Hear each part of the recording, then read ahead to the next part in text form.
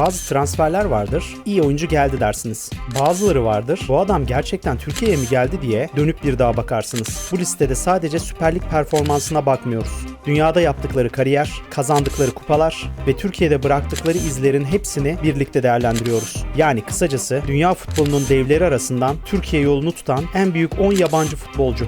Hazırsanız başlayalım. Henüz 20 yaşındayken Avrupa'nın en büyük yıldız adaylarından biri olmuştu. Arsenal'de parladı. Ardından dünyanın en büyük kulüplerinden biri olan Real Madrid'e transfer oldu.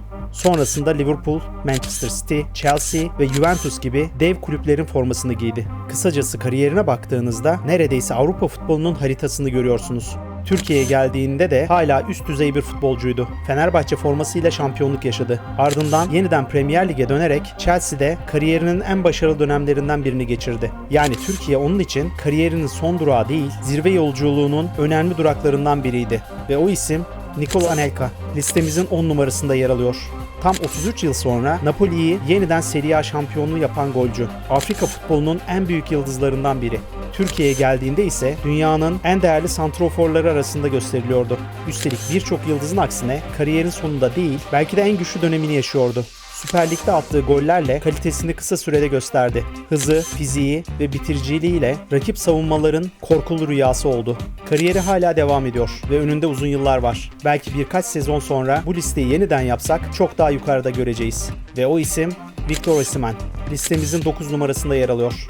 Gol atmak bazı futbolcular için yetenektir. Bazıları için ise alışkanlık. Avrupa altın ayakkabısını tam 2 kez kazanmayı başaran bu golcü, ceza sahasının içinde adeta bir gol makinesiydi. Top ayağına geldiğinde rakip kalecinin yapabileceği pek fazla şey kalmıyordu. Galatasaray formasıyla da unutulmaz anlar yaşattı. Özellikle UEFA Süper Kupa finalinde Real Madrid'de attığı altın gol, Türk futbol tarihinin en değerli gollerinden biri olarak hafızalara kazındı. Ve o isim Mario Jardel. Listemizin 8 numarasında yer alıyor. Sahadaki sertliğiyle hafızalara kazınmış olabilir. Ama onu dünyanın en iyilerinden biri yapan şey sadece bu değildi. Yıllarca Real Madrid gibi bir kulübün vazgeçilmez stoperlerinden biri oldu.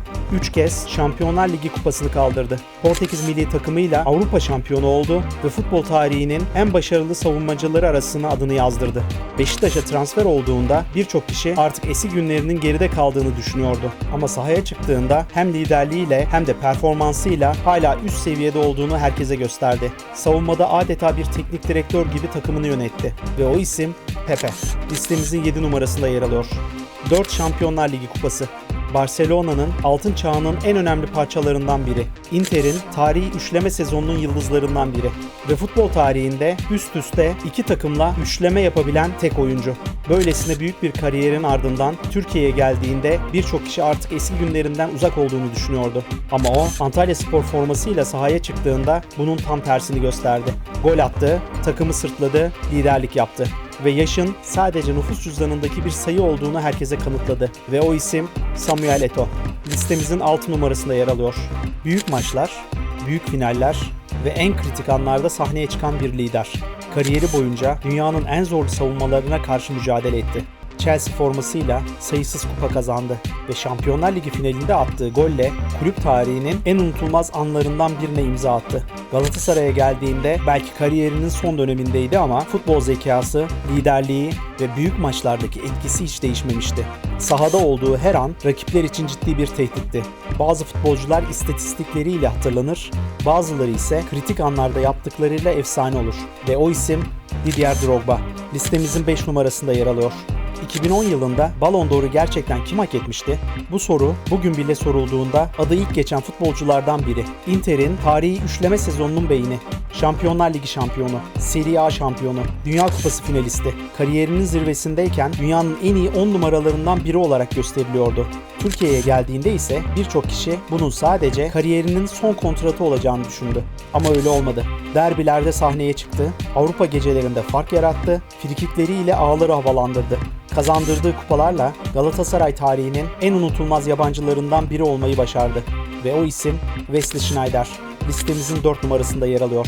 Bazı futbolcular büyük yıldızdır. Bazıları ise bir kulübün tarihini değiştirir. Dünya futbolunda Barcelona ve Real Madrid formalarını giymiş, Romanya tarihinin en büyük futbolcusu olarak gösterilen bir isimden bahsediyoruz.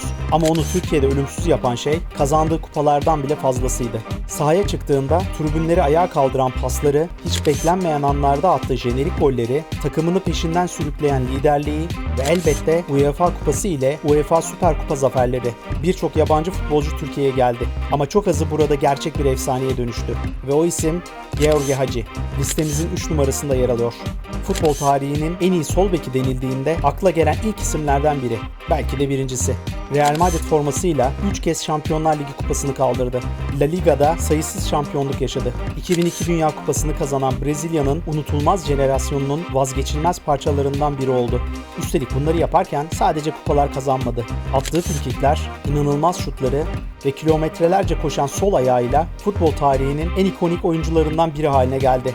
Sonra bir gün Fenerbahçe formasıyla Kadıköy çimlerine çıktı. O gün milyonlarca futbol sever aynı şeyi düşündü.